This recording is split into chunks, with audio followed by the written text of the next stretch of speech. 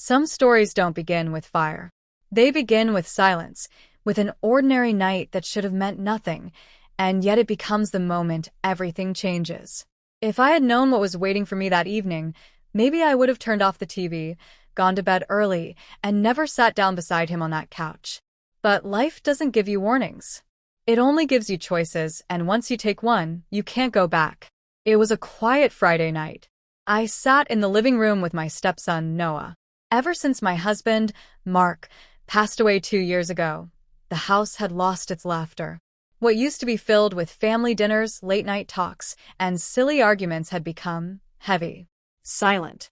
I did my best to keep things together, but grief has a way of carving out a hollow inside of you. And in trying to be strong for Noah, I hadn't noticed how much he had grown. Or maybe deep down, I just didn't want to notice.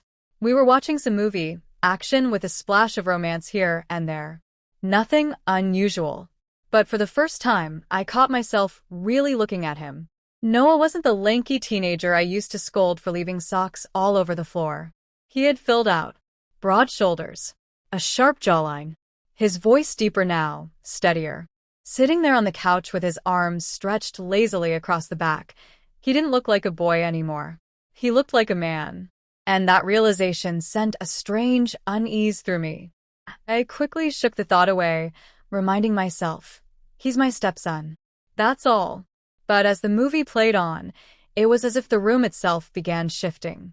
His arm, stretched across the couch, brought him closer to me. I could feel the warmth of his body, the faint brush of his breath whenever he leaned in to say something. At one point, our eyes met, and in that fleeting moment, there was something unspoken there, something that made my heart skip. I told myself I was imagining it, that it was just the movie, that maybe I was lonely and reading into things that weren't there. But my body betrayed me. My pulse quickened. My chest tightened. It was the first time in years I had felt that electric rush of someone's presence. And it terrified me. Then, in a low voice, he said my name. Evelyn. I turned to him, trying to mask the tremor in my voice. Yes, Noah? I just want to thank you, he said softly. His eyes didn't leave mine. Since Dad passed, you've been here for me. You didn't have to, but you did. And because of that, I never felt completely alone. The weight of his words hit me harder than I expected. My throat tightened as I whispered, Of course, Noah. I'm glad you're here too. But he didn't stop looking at me. His voice dropped even lower. When you're around, I feel at peace. The air between us grew thick, charged with something I didn't dare name.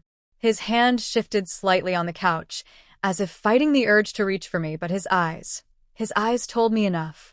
That night, a spark had been lit, and no matter how hard I tried, I couldn't put it out.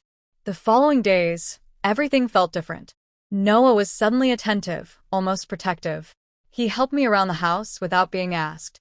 He'd linger in the kitchen while I cooked, leaning against the counter, just watching me. Not the way a stepson usually watches his stepmother. His gaze lingered on my hair, my hands, my curves. At first, I brushed it off. But then I caught myself enjoying it. One morning, after he insisted on sweeping the floor for me, I found myself staring at my reflection in the mirror. I hadn't looked at myself like that in years. And what I saw startled me. Despite being in my 40s, I still had the figure of a woman who took care of herself. My waist slim, my hair long and soft, my skin still glowing. For the first time in years, I saw myself not just as a widow or a stepmother, but as a woman. A woman who could still be wanted. And Noah's eyes confirmed that truth every single day. Then came my birthday. I walked into the house that evening, exhausted from running errands, and froze. The living room was lit with candles. A table was set with flowers, wine, and soft music in the background. For a moment, I thought I had stepped into someone else's life. Noah appeared, dressed in black slacks and a crisp white shirt. I'd never seen him like that. He looked breathtaking. In his hand, he held a box. I wanted tonight to be special for you, he said with a quiet smile. Inside the box was a red dress. Elegant, bold, with a high slit and an open back. My breath caught. Noah, why would you get this for me? Because it's your birthday, he said, his eyes locking onto mine. And you deserve to feel beautiful. I hesitated, but eventually I slipped into my room and put it on. As the fabric hugged my body, I barely recognized the woman staring back in the mirror. For the first time in so long, I felt radiant. Alive. I whispered to myself, this is crazy. And yet, I couldn't deny how good it felt. When I walked back into the room, Noah's reaction said everything. His eyes widened, and he didn't even try to hide it. You look stunning, he said.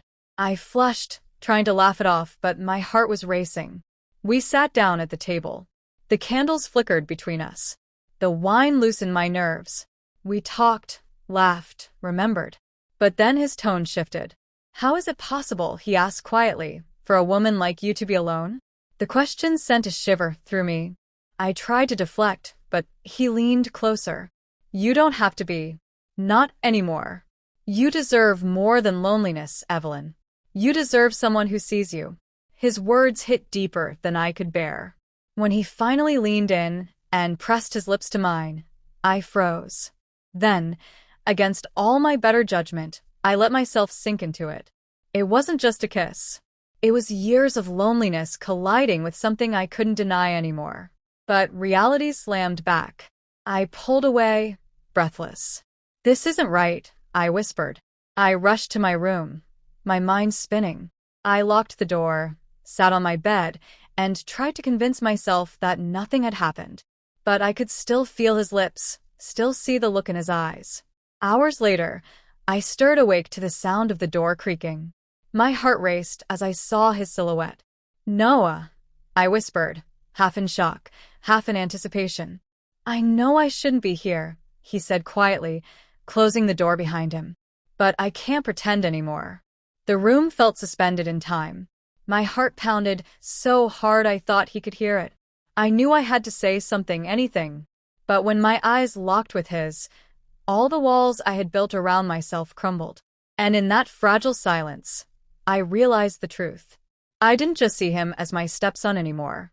I saw him as the man who had brought me back to life. What happened that night changed everything. My world would never be the same again.